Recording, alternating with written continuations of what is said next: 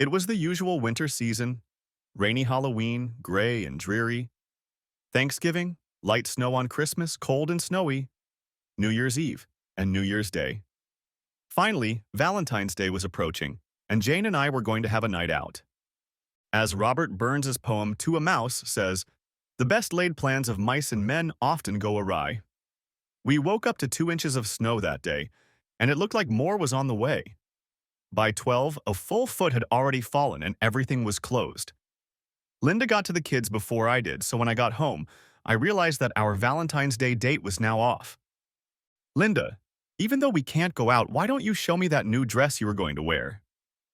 Jim, you know you'll only see it when you ask me out. Ever since Linda was in middle school, she had loved to sew. She enjoyed making her own clothes, and when Emma was born, she enjoyed sewing things for her. Anyway, she had a new dress and I wanted to look at it, but there was no soap. So instead of work clothes, we changed into comfy sweatpants and went for an evening walk with the kids.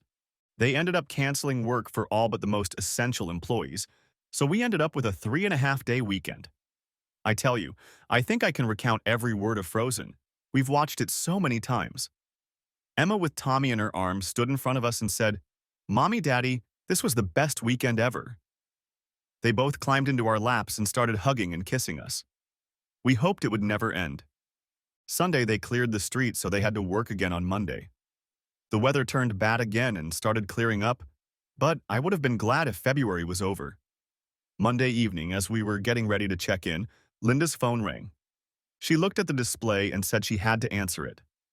She got up and walked around the room, smiling broadly. After hanging up, she walked over and said, "That was Dee. And she said that since this month has been so dreary and there is an extra day in February this year, we should celebrate the end of it by going out and wishing him well. The 29th is a Friday. We could get a room at the Madison, eat at their restaurant, and then go down the street to a club that one of the guys Dave works with says is very popular. They have a band playing on Fridays, and if we stay at the Madison, there is no cover charge. Isn't that a great way to say goodbye to this month?" Phil and Jane have assigned Mrs. Porter to watch their 2 children, and she said she'd love to watch ours too. So we can pick them up on Sunday on our way to see Mom and Dad, so we'll have 2 nights of play, one in Madison and one at home. And man, I wanted to hold back and make her sweat a little to see if I could have more fun. But, looking at her pouty lips and pleading eyes, I gave in. You know I'm willing to do almost anything for you, baby. Of course we can go. With less than 2 weeks to go, we had to do everything at a fast pace. We booked a room, Dee took care of the restaurant and club reservations. Linda's excitement made me cringe. I would never turn down an opportunity to be with my beautiful wife. On Friday, February 29th, we both got up early and headed home to get ready. We loaded the kids' things and sleeping bags into the car, along with bags for our clothes and a bag we had packed for the trip home on Saturday. We stopped by Mrs. Porter's and dropped the kids off and then drove to Madison. We met everyone at 6 p.m. in the hotel lobby. Dee had dinner reservations for 6:30. My dark blue suit went well with her dress. We looked at the time and headed for the lobby. When the elevator doors opened, she pushed me out and said she forgot something in her room and would be right down. I moved to where the others were standing and we waited for her. When the elevator doors opened, she stepped out like she owned the place. All eyes in the lobby were on her, but her eyes were only on me. I didn't realize she was so vain. We were seated at a table and decided that we would just eat a light dinner. We could always order something from the club. There was light conversation at the table and lots of laughter. When dinner was done, we put on our coats and walked to the club. Dee had made a reservation for 8 o'clock that evening. This was very convenient as the club was filling up fast. We sat down at the table and ordered a drink each. The fun was what we had hoped for. Linda and I are not very good dancers, but we were able to hold our own. We did a couple of fast dances and a couple of slow dances, my favorite. When she swayed, her dress flowed and made her look even more seductive. On the way out, we ordered a couple plates of wings to snack on before the drinks could tire us out. I placed my order before the last dance and it was delivered just in time for our return. I was feeding Linda when one of our group called out, "Come into the room." They all laughed merrily. Dave got up, walked over to Linda, and asked her to dance. We often danced with other members of the group at parties. "Sorry, Dave, but all my dances tonight are reserved for Jim." Damn lucky guy tonight. And oh, how lucky he'll be, she replied. There were cheers of approval again. Then we heard outrage at another table. Everyone looked over and Jane asked, Isn't that Marc Lavaliere? Everyone agreed that it was, but Linda and I didn't care. Marc Lavaliere was a midfielder on our town's professional football team. Unlike most players, he preferred to live here year-round rather than somewhere else in another part of the country. That and his charity work made him an even bigger legend in the neighborhood. I looked into Linda's eyes and asked, Are you ready to go to our room yet? You just bought a plate of wings. We need to eat them because we're going to need energy for the evening. Suddenly, Dee said, Look, he's heading this way. Everything went quiet, and from behind Linda we heard, I'm Marc Lavaliere, would you like to dance? Linda let go of my hand, turned to look at him, and just held out her hand. As she got up to leave, Dave said, I thought you said all your dancing was just for Jim. Now I'm really jealous. This elicited another round of laughter from everyone but me. No, she followed him onto the dance floor as if she was in some kind of trance. They did their dance, and just when I thought she was going to get up, she stayed on the floor. I started to get up, but Jane caught my arm and said, It's only a dance, Jim. Let her do it once. I backed off, but that one time became a third, then a fourth. The band leader, who seemed to be taking Lavaliere's example, started a slow song. Linda pressed her whole body against him as if he owned her. When the second slow song started, I stood up again, but this time Dee grabbed my hand and pulled me tightly to him. It's just one night, Jim. Leave it at that, she said. Her words confused me. I thought she was talking about the dance. Lavaliere lowered his face to Linda's and whispered something to her. She looked up and nodded. Lavaliere looked at the band leader, nodded, and when the song ended, Linda went back to the table. When she returned, I whispered in her ear, Maybe it's time to move the next dance to our room? She didn't answer. She started to sit down when Dee announced, Excuse me, I need to use the restroom. Linda, come with me, will you? Sorry, Jim. I need to freshen up too. She got up and left without answering my question. Of course, the conversation immediately turned to why no woman going with the group could go to the restroom alone. I was just beginning to wonder why my girlfriends were trying so hard to keep the conversation on that topic when Dee came back alone. Dee, where's Linda? Is she okay? Relax, Jim, Dee said, smiling. She's fine, she just has some things to do. Our friends started to tease me. You don't need to worry about her. She's a grown woman. I waited for about 10 minutes, and when she never came back, I got up, grabbed an empty plate from under the wings, and headed for the bar. I approached one of the female bartenders. Excuse me, but my wife went to the restroom about 15 minutes ago and still hasn't come out. She never stays that long. Could you please leave or send someone over to make sure she's okay? The bartender looked at me like I had a third eye as I lowered my gaze to my empty plate and said, The wings are great, and she loves spicy food, but she does have that reaction from time to time. Really, I just want to know she's okay. She's 5 feet 3 inches tall and has brown hair. A voice came from behind me. She's fine. You don't need to check on her. It was Dee. Looking at the bartender, she said, It's fine, I'll take care of it. I wondered why the bartender looked like she sympathized with me, turned and walked back to the bar. Where is she, Dee? She went to the restroom with you and now I don't know where she is. Say it. Let's go to the end of the bar. We can get some privacy there. She dragged me downstairs where we were alone. She looked me in the eye and said, Jim, Linda loves you. She loves you and the kids more than anything in the world, and she always will, and you know it. But she's going to spend tonight with Mark. So on what was supposed to be a special night for us, she left me for some asshole jock. I looked at Dee, growling those words. Jim, she didn't dump you. She's coming home to you tomorrow, and you'll have many more special nights together. She didn't even have the guts to tell me to my face that she was leaving me. She just slipped out the back door. Jim, listen to me.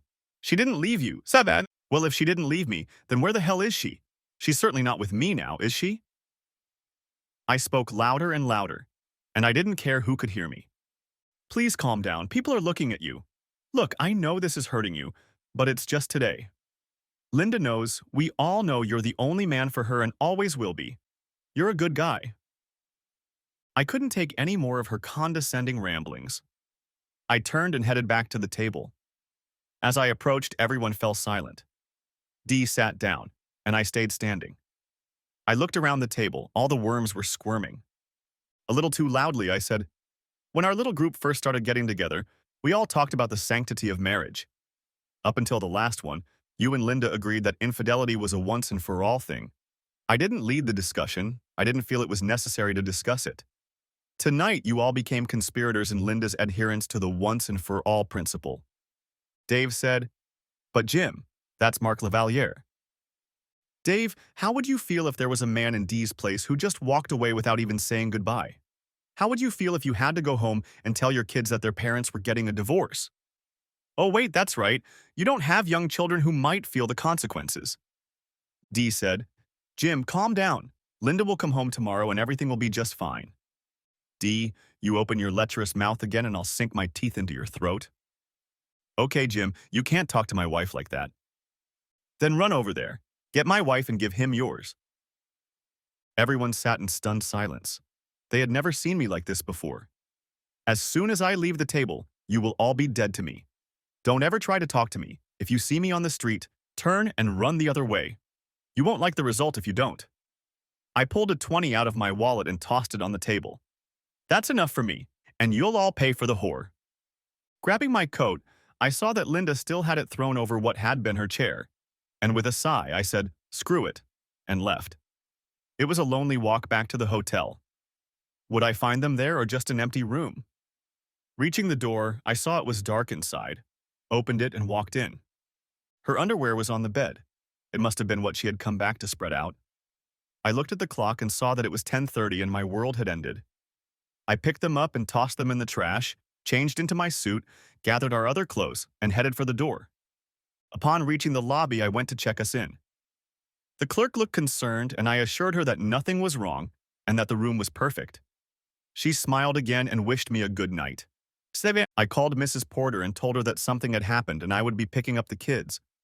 She was worried, but I assured her that everything was fine. They were already asleep, so I carried them one by one and locked them in their car seats. When we got home, I carried them to their bedrooms and they didn't even realize they were home. Saturday morning at 10 o'clock, the kids got up and started looking for us. They found me on the couch in the living room. "Daddy, why are you here?" "Mom and I had a little fight and I ended up here. We'll just go tell Mom to be nicer to you." Before I could say anything, they were up the stairs and down the hall to the bedroom. A few minutes later, they came back into the living room. "Dad, Mom's not in there." "Well, I'm sure she'll show up sooner or later." I led them into the house and made them breakfast, and when they were done, they crawled over to me, one on each side. While they ate, I knew what was coming next and had already loaded Frozen into the VCR. I looked at the clock and saw that it was getting close to 1 o'clock when we heard a car pull up to the driveway. Before I could catch it, Emma was standing at the window, sticking her head through the curtains and looking out. Her head was down, and she looked like she'd just lost her best friend. The front door swung open and Linda walked into the room wearing a blue dress. Jim, I'm home." She sounded like she always did when she came home on business. She closed the front door and turned on the light. Emma stood in front of her with her hands on her hips. Linda suddenly thought she saw a ghost. "Mom, where have you been and why were you kissing that man?" Linda stood as if dumbfounded. She looked up and saw me and Tommy, but no words came from her lips. "Well, Mommy, answer me." At last she found her voice and called out, "Emma, take your brother and go to your rooms. I'll talk to you later." Both children were shocked and scared and ran up the stairs to their rooms. She looked at me and asked, "Why are they here?" "Well, Linda, they live here." "When did you bring them home?" "Last night. I didn't want to be alone." "Why didn't you stay at the Madison?" "Good question. Maybe because for one split second my world stopped. I decided that if I was going to die, I'd rather be here with the kids than in some hotel by myself." "And why did you decide you were going to die?" "Because the man I loved and with whom I thought I'd spend the rest of my life gave it all up for some cheap, bloody thrill." "Did you and Zazrans have a good laugh at the cuckold you left behind?" "What are you talking about? I didn't leave you and I'm here now." "Where did you spend the night last night?" "At Mark's house." "And where were you supposed to be?" "Well, I was supposed to be with you, but, Jim, I had a once-in-a-lifetime chance and I couldn't pass it up. Then call him and ask him to pick you up, because your once-in-a-lifetime chance cost you what you thought was yours forever. I'm going to see a lawyer on Monday. I'm asking for custody of the kids. I don't think I can leave them with you. Jim, get a grip. We're not getting a divorce and you're not taking my kids. I dumped your shit on the bed, packed up all my stuff and moved it to the computer lab. I need to leave and go to the store. I need to get a few things. I stood up and walked past her, heading towards the garage. She tried to call out to me, but I didn't listen. I drove to the Walmart supermarket across town and bought a twin bed frame, a Cool Joe mattress, a twin bed in a bag, 2 pillows, 6 plastic containers, and a locking door handle. $400 later, I went back to the garage and started setting up my new living space. Jim, where are my clothes I took to Madison? I threw them in the trash can in my room. I don't need any more reminders of your deception. As I hauled the stuff into the home office, Linda asked what I was doing. It was pretty stupid after her antics the night before. After getting everything into the room, I started putting it all together. First the bed frame, then the mattress while I changed the lock. After putting the clothes in the drawers and making the bed, I noticed that it was already 5:30. I walked out, closed the door, locked it, and went looking for the kids. They were in Emma's room, huddled together on her bed. Hey, have you guys eaten yet? They both shook their heads and I asked, where would you like to go? We had a running joke in our house since we first met Linda. We went to Wendy's on our first date, so both kids yelled, to Wendy's. Put on your boots and jackets and let's go. They were ready in a flash. I decided to take them inside to eat. As we finished and got ready to leave, Emma asked, are you going to bring Mommy anything? Not this time, Princess. She can make something herself if she gets hungry.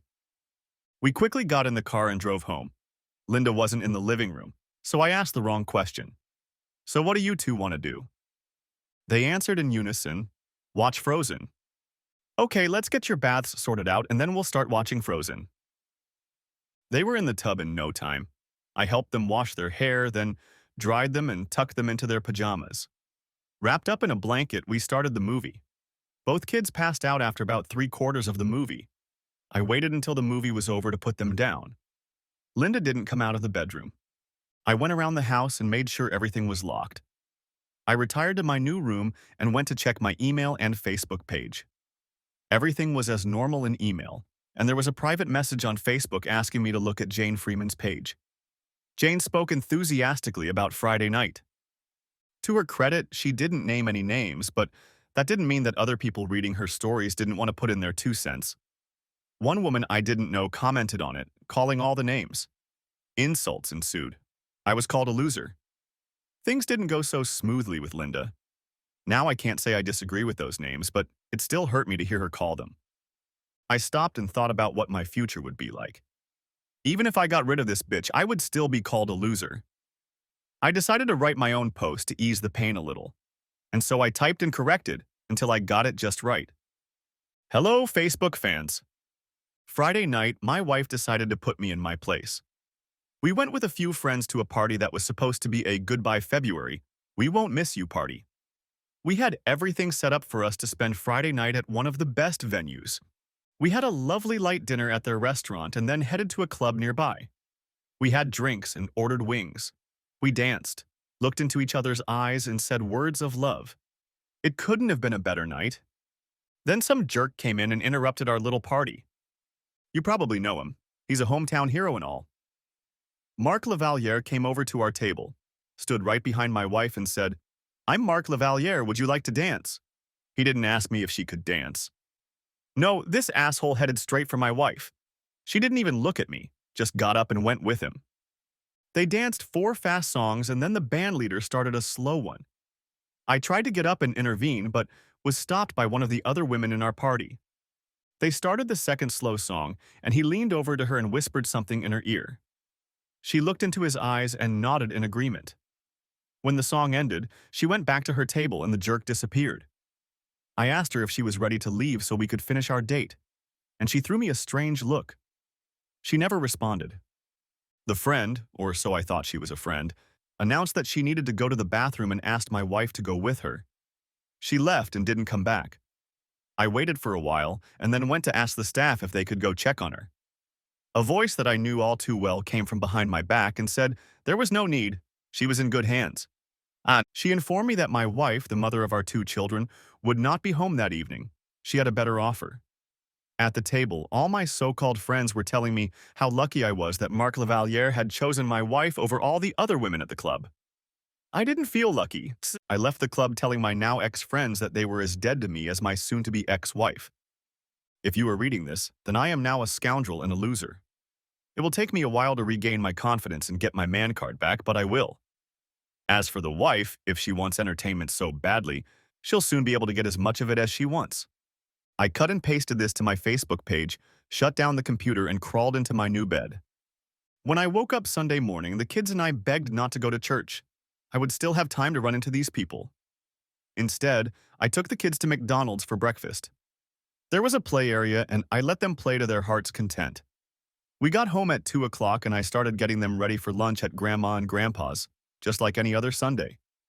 Linda came flying out of the bedroom complaining why I hadn't woken her up earlier, since now we were going to be late. Do you really think your mom cares that we're going to be late? It doesn't matter. Why should she put off dinner just for us? The ride to her parents' house went smoothly. The kids didn't even squeak. When we pulled up to the door, she checked again to make sure everything was okay and knocked. Her mom opened the door with a shocked look on her face. Are you okay, Mom? Is Dad okay? We didn't think you were coming today. Aren't you supposed to be with your boyfriend? Mom, I'm a married woman. I don't have a boyfriend. That's not what we heard. Who told you that? My friend Betty told me. She read it on Facebook. She said, who started this nonsense? She read it on Jane Freeman's Facebook page. We still didn't believe it, so we read it ourselves. We went to your page, but there was nothing there. I haven't gotten on the computer yet today.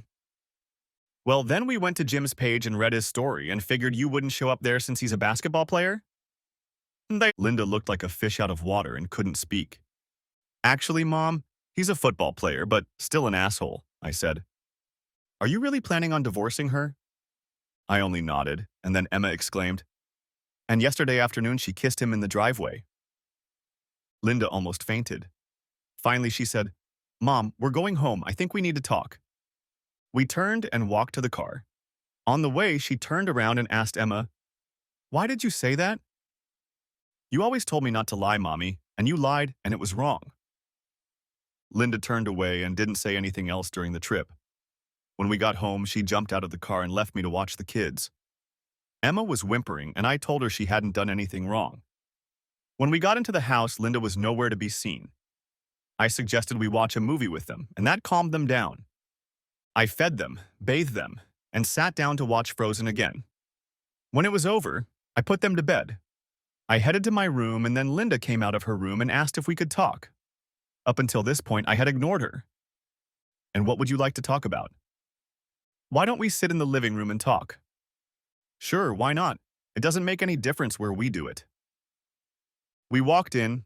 I sat down on the couch. She sat next to me. I stood up and moved to a chair. Jim, I'm the same as yesterday. Why are you acting like this?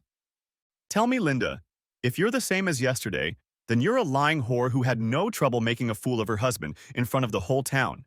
Is this the man you're talking about? Okay, I misspoke. It was supposed to be Friday. Oh, the one who said she loved me and then left without a word to have fun with some asshole? That whore? Look, Jim, stop calling me names and making beautiful things look bad.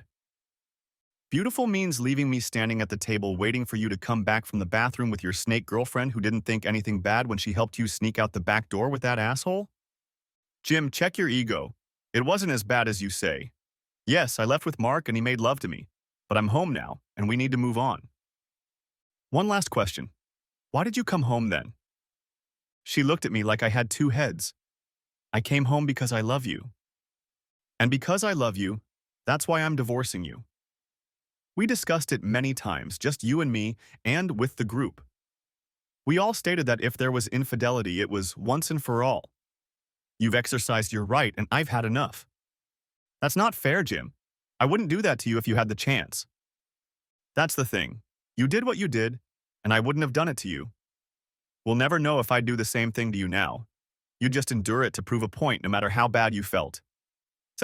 You'll never know what it feels like to have a whole room full of strangers watching some lady ask me to dance, keep me on the dance floor for half an hour, and then escort me out the back door while you sit and wait to finish what was supposed to be our special night. You'll never know what it's like to sit with two small children and wait for me to come home the next day. You'll never know that no matter how hard you tried to keep the kids out the window when I came home, one still climbed up there and saw me making out with some stranger in our driveway where all the neighbors could see too. So then, I guess you'll say you looked around before you did it, but that means you knew what you were doing was wrong. If Emma saw you, who's to say someone else didn't see you too? From the sound of the motor and the way it took off, I'm sure it caught the attention of at least one of our neighbors. You see, Linda, they might pat you on the back and all I'll get is a giggle behind my back. That's why, Linda, I'm going to file for divorce. I'm going to ask for custody of the children since there's no margin for error in this state. I'll agree to free visitation, but you won't be allowed to keep them overnight if I find one of your future lovers in the house. Why didn't you give me a chance to wrestle for you on Friday? I didn't want you to make a scene, get the shit beaten out of you, and I still went with it. And who are you to say I'm going to get the shit beaten out of me? Come on, Jim, look at you and him. He's twice your size. Sit here, I want you to see something. I got up and went to my room and came back with 2 pieces of paper and held them out to her. What is this supposed to be? Read the top of the first page. Okay, that's Mark's stats, good. Look at the second page. Okay, there's your stats from the gym, big deal. How much can he squeeze out? Let's see, it says 250 pounds. What does it say on mine? 245 pounds. So you think that just because this asshole can bench press 5 pounds more than me, he's going to beat me in a fair fight? Yeah, he might be a few inches taller than me, but that doesn't mean a damn thing. Look, Linda, you can't have your cake and eat it too. You decided to make me a laughingstock. Your friend decided to make me a laughingstock for the world by bragging about it on Facebook. Now you can have whatever you want and do whatever you want anytime you want. Just not here. Jim, I want to spend the rest of my life with you and the kids. You should have thought about that on Friday night. Look, I saw your face when I asked you to come with me. You had already made the decision to go with him. The question is, Linda, have you thought about the kids? She sighed suddenly, and that told me everything. You haven't even once thought about the kids. God forbid, if something happened to them, how would anyone be able to get through to you? What would you do if none of us were around when you finally came home yesterday? The problem is, Linda, like all whores, you were thinking not your head. Well, you've lived out your fantasy, now get ready to relive your nightmare. I stood up and headed back to my room, but before I went in there, I turned around and said, if you plan on staying in this house with us, you need to go and get tested for STDs and such. HIV may not show itself in its full glory until 6 months later. Don't be silly, Jim. Mark is a professional football player. I'm sure they get tested all the time. In case you haven't noticed, his season ended on December 29th. That was over 3 months ago. And you still think they test him regularly?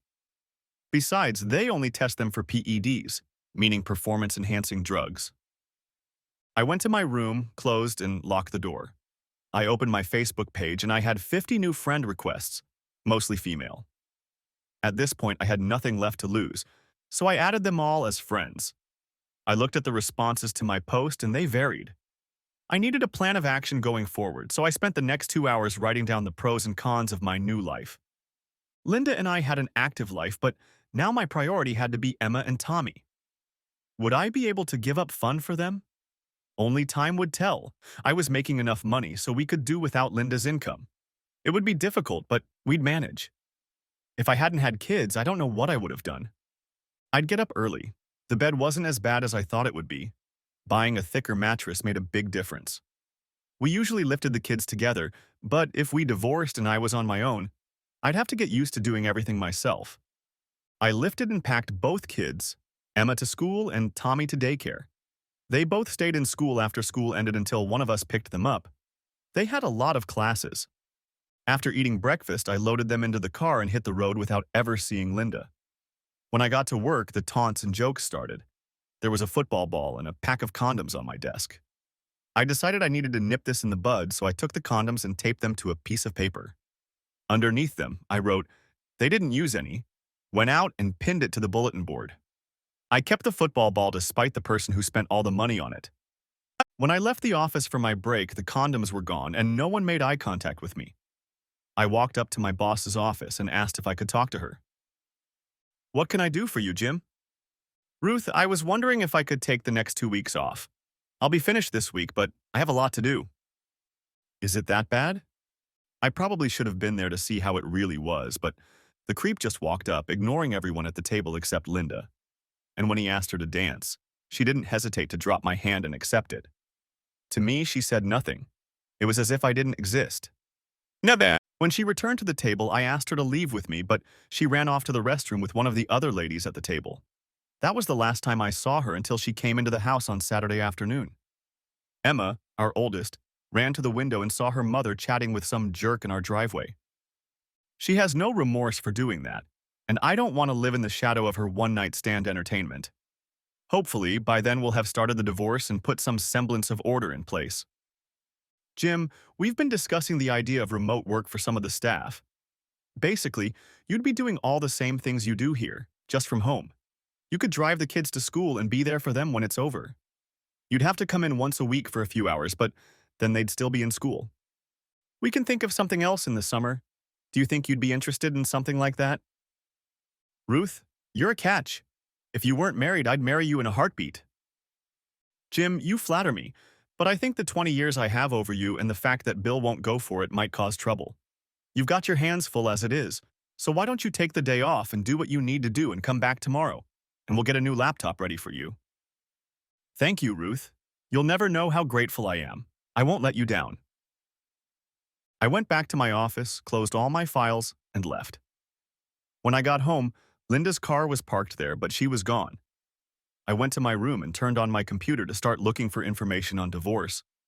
I did a lot of research and found out that I didn't even need a lawyer if everything was going to be divided equally. Child custody will be decided by a judge, but that won't happen until closer to the end of the trial. We may have to go to counseling, but that's not a problem. I felt like I was on a higher moral level, and the job change would allow me to be a full-time caregiver. Everything I read said not to leave home, because it can haunt you later. I started working online, and from there it was up to me. The next big issue was money. I went to the bank, withdrew a third from my account, and opened a new one, in my name only. Since Linda wasn't there, I couldn't open an account in her name only, but I could open a second account in both our names. After all 3 accounts were opened, I withdrew my name from the first one. When I got home, her car was still parked in the garage, but I didn't see it anywhere. I still had things to do, so I wasn't paying attention to where or what she might be doing. I noticed the time and went to my truck to pick up the kids. As the garage door started to open, I saw a flashy sports car pull into the driveway. Linda saw my face and I realized she had said, "Oh no, you never know how angry you can get until the snake decides to bite a second time." Linda started to come out just as I reached the end of the garage, and neither of them saw me pick up the 2 hammers. The first one flew straight into his windshield. With the second, I knocked out his headlights and headed for the driver's door. The fiberglass sides weren't holding up very well as I made my way to the door. Linda hadn't even gotten out of the car yet when he put the car in reverse to pull out of the driveway. The door slammed into her, knocking her to the ground, and he nearly ran her over. Once outside, he put the car in gear to get out of the way, but not before a second hammer smashed into the back of the car. Finally, he managed to pull himself together and disappeared around the corner.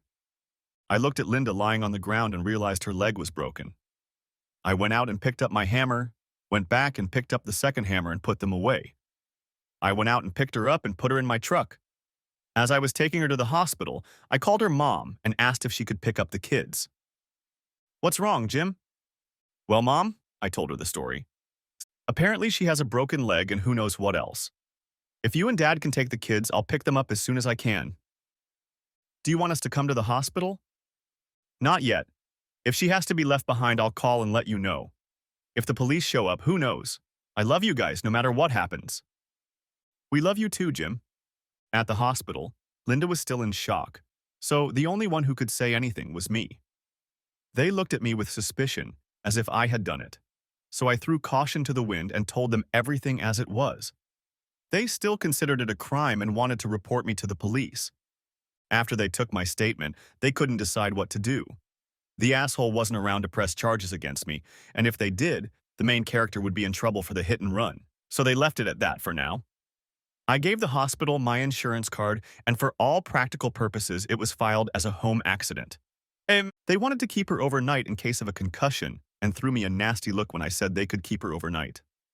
I drove to her parents' house and picked up my kids. I told them what room she was in and then took the kids to McDonald's for dinner. After putting the kids to bed, I went back to Facebook to write about my journey into loneliness. I wrote, "If the big football hero wasn't happy enough, today he decided to dip his wick again. I really don't know how much more I can take before I lose my mind." Some will say I threatened him, but all I said was that I couldn't take it anymore. It wasn't a threat, it was just a statement.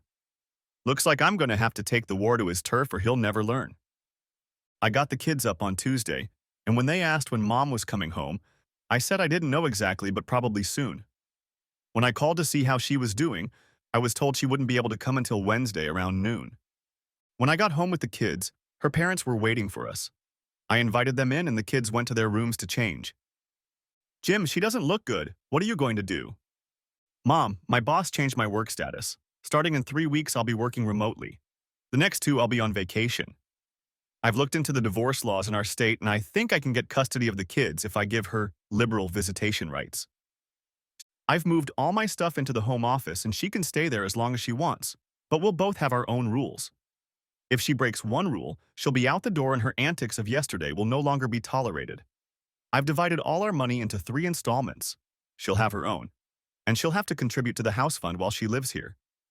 I can't think of anything else. I'm fair to her, much more than I should be." "We agree, son. For that matter, she said they didn't do anything yesterday. If you want to believe her, that's fine. But know that I got home at 10:30 yesterday morning. I sat at the computer until about noon. Then I went to the bank and came home. It was about 3 o'clock when I went out to get in the car to go pick up the kids. I know you're smart enough to realize that 4.5 hours is more than enough time to do all the dirty work. Do you want me to show you the stains on her underwear as proof? I brought them home from the hospital yesterday.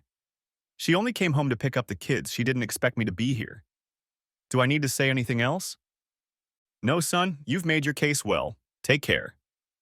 And they left and I fed the kids dinner and got ready for the long drive. When I stopped by on Tuesday, Ruth was at her best. She had a Surface Book 3 with a 15-inch touchscreen. It came with an optional 24-inch monitor. I could work from anywhere in my house. I thanked her again. On Wednesday, I picked up a set of clothes for Linda to wear home, carried them to her room, and then went back downstairs to check on her. I was still surprised that the cops hadn't come back for me. As they wheeled her to the curb, we never said anything to each other. I drove her home, climbed the stairs, and put her in her bed. It would have been better if she'd used my room downstairs, but screw it. "I'll be there soon with your lunch, if you need to go to the bathroom. Here's the bedding I brought you. And wet wipes. They said you have bruised ribs in addition to a broken leg. I charged your cell phone. It's on the nightstand. I need to get back to work. Jim, we need to talk." "No, Linda, we don't.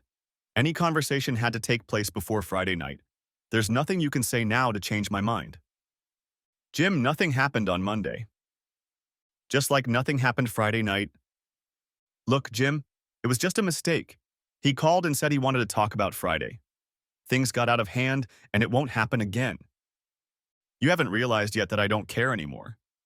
You said you were done with Friday once and for all, and now it's Monday. What's going to happen next time?" "Then why did you react that way?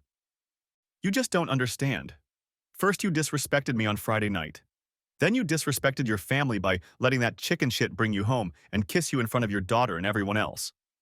And on Monday you went out with him again, even though you could have just told him no on the phone. If he had said jump, you would have. The funny thing is, instead of defending you, he ran away like a cowardly asshole. How long do you think you would have been lying in the road if I hadn't taken you to the hospital? Linda, I don't have the strength for you anymore. I'm going to get you back to normal, but if you plan on staying here, you're going to have to keep paying your share. If you don't want to pay, then we can move you to your parents or anywhere else you want to go." I went downstairs and made her some soup, a sandwich, and a glass of tea. I took them to her, sat her down, and opened the curtains to let some light into the room. "Linda, I have to tell you that while you were in there, I had an STD test done for you. The results will be mailed here in a little over a week. Until we get the results, I'd like you not to kiss the kids. I'll tell the kids it's because of your ribs." I turned and started to walk away, hearing her sobs as I closed the door. As I left, I knew that Mr. Mark Lavalier would have to pay one way or another. When I went in to get the kids, I told them that Mom was home, but they should refrain from jumping on her until her ribs healed. When I got home, I took them to her and saw that she had used the bedding. So while they were talking, I cleaned everything up. I took the tray of food into the kitchen and brought her fresh tea and a bottle of water. I told the kids to come get me when they were ready for a snack and left the room. Back in my room, I opened my Facebook page. There was a private message from a guy I had added as a friend just the other day. He did the same to me. "If you're planning to do something, can I help?" I replied, "I'll keep you in mind." As I sat there, I went over in my mind everything that had happened. The main thing I noticed was how easily the band leader had set this asshole up to pull off his little seduction. Was Chez Pierre his hunting ground? If so, how often did he use it? I sent another question to my new friend on Facebook. "If you don't mind me asking, what did he do to you?" I didn't specify exactly what I wanted to know, in case it was just someone looking for something to feel part of the group. He answered quicker than I had anticipated. I was out with my wife and a couple friends. It was a Friday night after New Year's Eve. My wife is good looking, but not stunning. However, she was one of the best that night. She went dancing with him and did not return to the table. He left her at our house Saturday afternoon. As they were leaving the club, the rest of our group was telling me how lucky I was that he chose my wife. Since then, life at home has not gone well. I sent a reply, "May I ask where it happened?" "At Chez Pierre," he replied. I wrote back, "I'll contact you if I remember anything." It seemed to be a pattern and a hunting ground. This Friday, I decided to check things out again. I looked at the clock and realized it was time to go to dinner. I went back upstairs and found both kids lying on either side of her and sound asleep. It really hurt me to think about what she had done to our family. The rest of the week went by in a repeat of the previous day. Thursday afternoon, I bathed Linda with a sponge bath, but avoided her intimate areas. I'm sure she thought that given my concern for her, I could forgive her as well, but that was very doubtful. Friday night, I put the kids to bed, went to my room, changed into one of my suits, and went to Chez Pierre. I paid the entrance fee and went inside. I clocked in. It was 9:30. He was sitting at the same table as the last time I was here, acting like he owned the place. The band came out to play again and he got up, crossed the room under the stares of everyone in the audience, walked over to a pretty lady, and did the same thing he did that night. He took her to the dance floor, and it was as if everyone else gave way to him so he could be alone. I watched the band leader, and just as I suspected when the asshole nodded his head, the next two songs were slow. A whisper in my ear, a nod to the band leader, and when it was over, she left the dance floor. From where I was sitting, I could see them both. He grabbed his coat and headed out the back door. She grabbed her purse and headed for the restroom, never to return. I got up, threw a 20 on the counter, and left. The weekend went well for me and the kids. We watched a lot of, and yes, you guessed it, Frozen. I checked on Linda about every 4 hours, never saying more than necessary. Every once in a while, I'd hear her phone ringing, but that didn't bother me anymore. That is until Sunday afternoon when Dee knocked on the door. "What do you want, bitch?" "Jim, that's no way to talk to a friend. I'm here to see Linda." "Well, slut, we have two problems. One, I already told you I don't want to see you again or I might hurt you. Two, Linda still can't move and I won't let you in. Now run back under the rock you crawled out from under before I kick you off my property. Jim, sooner or later, you're going to have to forgive us before this hatred consumes you." "You know, bitch. I never had this problem until you decided to sink my marriage. Now get off my property." And I slammed the door in her face. I went up to Linda's room and said, "I don't care if you want to stay friends with those traitorous bastards, but if you invite them back to your place again, it's only so they can help you move. Otherwise, I'm separating one of their heads from their body, and I don't care which one." Linda looked at me and said, "But Jim, I'm lonely. I need another adult to talk to." "Then call your mom and dad and have them come over and move you in with them. If they want to let those bastards in, that's their choice." "Jim, why are you acting like this?" "Linda, have you ever wondered what the statue of Lady Justice represents?" Honestly, no. You should have. Maybe then you would have realized. Why don't you just tell me, Mr. High and Mighty? Sure, be considerate. First, a blindfold is placed over her face, symbolizing that by law, everyone is treated equally, regardless of your status. Next, we go down to the foot of the statue. There you will find a snake under a book lying beneath her foot, signifying that justice will triumph over evil, as stated in the Constitution on which she stands. Next is a sword in her left hand, symbolizing punishment, which by law can be swift and final. The last stop is the scales of evidence. The evidence must be weighed and balanced on its merits. Linda, you and this jerk have tipped the scales. Until they are balanced, we can't continue. Before you say anything, yes, I could go out and have some fun with some whore to get even, but that won't work. You need to experience the same pain I did to make it happen. But you don't regret what happened, even after he put you in the hospital. It's your fault, Jim. If you hadn't threatened him with the hammer, this would never have happened.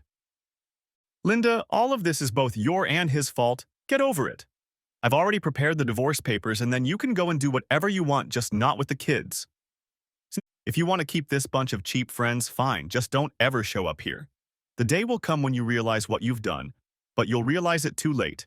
Tell your friends to never come to my house again. On Wednesday, when she had been home for a week, a letter came from the hospital. She had been diagnosed with gonorrhea. When I handed her the letter, she nearly fainted. I called the doctor to find out what she would need to do for treatment. She would have to take a single dose of 250 milligrams ceftriaxone intramuscularly and 1 g of azithromycin orally. They said because of my broken leg, I could get them from the pharmacy at the hospital. I liked all the points the asshole cited. I messaged my new friend on Facebook that they should go and get tested, and he sent a thank you in return. Now I was more determined than ever to get even with this asshole. And the Friday night, I was at the club again when he singled out one sheep from the flock. I got out of the car, got in my pickup truck, and drove to the back of the club. There was a large caddy sitting by the door. I turned down an alley and waited for him to come out. A woman who looked like Dee appeared, and he drove off, with me right behind him. I stayed far enough behind and let a couple of cars pass between us, so he wouldn't realize he was being followed. When he turned into the driveway to the top floor of the house, I just kept walking. I turned around, and once I was next to him, I wrote down the address. When I reached the house, I went to the county registrar's office and entered the numbers. The house belonged to some charitable organization, and when I looked it up, it was listed as the CEO. As befits a scumbag, he was running everything through the charity so that if anything happened, his money wouldn't be touched. The weekend passed without any negative events, and on Monday, after picking up the kids, I drove to the jerk's house. Again. I parked on the street a few houses down from where the other cars were parked and walked back. Just in case, I walked up to the front door to see what kind of security he had. Why do people with wealth who live in upscale neighborhoods not feel the need for security? I knocked, but no one answered. I walked around the back of the house and looked around. I calculated how far it was from the back door with the sliding glass to the front door. I found where his electrical box was and then walked back to my truck and drove home. As I was driving home, I passed a CO-op store. A sudden idea hit me. I pulled into the store and headed to the department that sold parts for electric fencing. When all was said and done, I spent $600. I bought everything I needed to wire the entrance and sliding glass door from the street, then stopped by Harbor Freight for a horn and a super bright flashlight, and I was all set. Now everything depended on Friday night. As the week progressed, Linda seemed to become more and more depressed. That's the price you have to pay when you want to play. I didn't stop caring for her. I just didn't leave the house to talk to her, answered her questions when she asked, or asked what she wanted to eat. I called her boss on the Tuesday after the accident. I was reeling from the accident, and told her when I brought her home. She had 6 weeks of sick leave, but she was going to take 8. She would have to take them as unpaid or as vacation, but they would at least allow her to keep her job for that length of time. Finally, Friday came. When I left the house around 9 o'clock, all my stuff was already in the back of the truck. I didn't have to go inside this time. I just waited in the back seat. Sitting there, I thought back over the last few Fridays. Lavalier seemed to strike around the same time, and the band would be back at 10. The dance would last about half an hour, and then they'd leave, so predictably. Like clockwork, He would leave at 10:30 and she would leave right after. It was hard to see her in the dark at that distance, but she seemed familiar to him. A 20-minute drive to his house, parked in the driveway and walked in the front door. All too easy. While I sat in the car, the light was on in the bedroom across the hall. Now I knew where he did his business. I changed into a black shirt and pants and pulled a balaclava over my head. The curtains were open, so anyone who came in could peek inside, which I did with my Nikon camera with night flash and high-speed film. I got a lot of shots of him and the lady. I have him. The lights were turned off at about 12:30, and I waited about an hour before launching my attack. I covered the back of my truck with a tarp so the taillights wouldn't be visible when I pulled into his driveway. The grass was soft, as I had hoped, and wet, making it easier to stick a piece of rebar in. I rolled the 16-gauge wire up to the front door and cut it, then wrapped it around the doorknob. Back at the truck, I hooked it up to the Datamar's 2-joule generator. The second wire I ran to the tailgate and connected it. Taking the ground wires, I connected them to the armature and battery. I went back and turned on the main breaker, plunging the house into total darkness. Back at the truck, I grabbed a horn and a 100,000 lumen flashlight and stood 15 feet from the window. At exactly 2 o'clock, I turned on the flashlight, pointed it at the window and said into the horn, "Come on out, you son of a bitch, get my wife out here right now. I'm gonna beat the shit out of you so people can see that's really all you're made of." Yeah, that was bullshit. It wasn't my wife in there, it was the police chief's wife. They both woke up, disoriented, and crawled towards the exit to get away from the light. I could hear them banging on the walls as they couldn't turn on the lights due to lack of electricity. One of them, I think, bad word, Lavaliere, grabbed the handle of the front door and screamed, getting electrocuted. I heard another scream, probably from the back door, and then a loud ripping sound. I ran to the truck and threw the klaxon and flashlight on the bed. I disconnected the battery, pulled out the wire and armature and threw them in there as well. Grabbing the stun gun, I headed to the back door to turn on the switch. When I approached, Lavaliere was lying on the grass holding his leg. I walked over to Lavaliere and said, "You really are a miserable asshole, aren't you?" After loading all my stuff into the truck, I went back to the house, but not before calling 911 from a discarded phone, reporting a disturbance at the home of Mark Lavaliere, a local hero. Saturday morning, the news was all about the accident at Mark Lavaliere's home. Medics found him and his girlfriend in the backyard. The investigation revealed that for whatever reason, Mr. Lavaliere, instead of using a chair, threw his girlfriend through a glass door to go outside, and in doing so, injured his leg. Both were in the hospital at the time. Linda watched the news with horror. She had thought that maybe she had a future with this jerk, but now she realized that she didn't. Throughout the day, there were reports. Leg injury may end his career. And finally, Mark Lavaliere to be held for attempted murder. I went on Facebook and my new friend sent me a message that simply said, "Thank you." Linda, like the fool she had turned into, tried to kill herself because she was sure it was over now. Her main problem was that she forgot we were home too. I called 911 and they arrived in time to save her. She spent the next 5 weeks in a psychiatric ward. She lost her job, and when she was discharged, she moved back in with her mom and dad.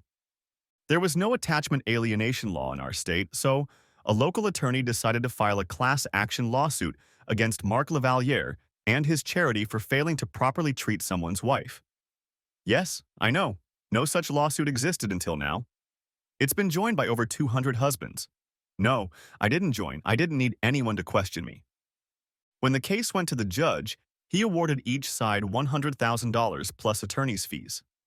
Mark Lavaliere's charitable foundation went bankrupt, and all of his personal property had to be sold, leaving him with about $10,000 for all of his work.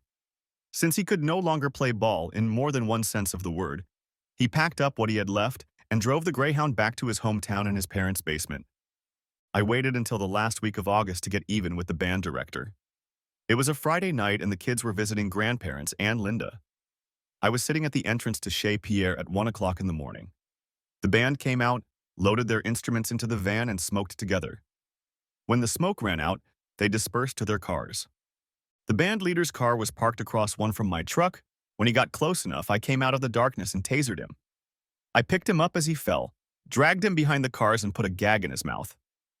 When he started to come to his senses, I told him, You shouldn't have made a deal with the devil. I took a baseball bat and broke both his arms. He will never be able to play an instrument or conduct again. Driving out of the parking lot, I drove in the opposite direction so he wouldn't see the truck. No. Later that evening, they found him and took him to the hospital, but they couldn't do anything about his hands. The cops asked him if he knew who did it, and all he could say was, "Someone who doesn't love the devil." I got custody of the children, so when the divorce was final, I only saw Linda when I dropped off or picked up the kids. My life outside the home was only on weekends. I wasn't looking for a replacement, so I had a steady string of one-night stands. From what I understood, Linda had dated a few times with her old company, but when two husbands started trying to date her alone, it led to 3 more divorces. Linda's parents admonished her, "If you're going to engage in this kind of behavior, find another place to live." With the low-paying job she had, it was better to give up than to move out. One of those was Dee and Dave's divorce after Dee infected him with gonorrhea. Looking back over the past year, my biggest regret is that I didn't do it sooner.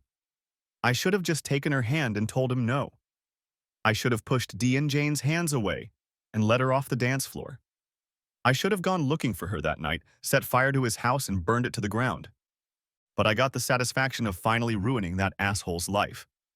I think about Linda all the time, but until she comes to her senses and realizes what she did wrong, we'll be 2 ships sailing in different directions. As for next Valentine's Day, I think I'll stay home with the kids and watch Frozen, and now Frozen 2. The end. Thanks for watching, hope you enjoyed. Subscribe to my channel and watch for the next video.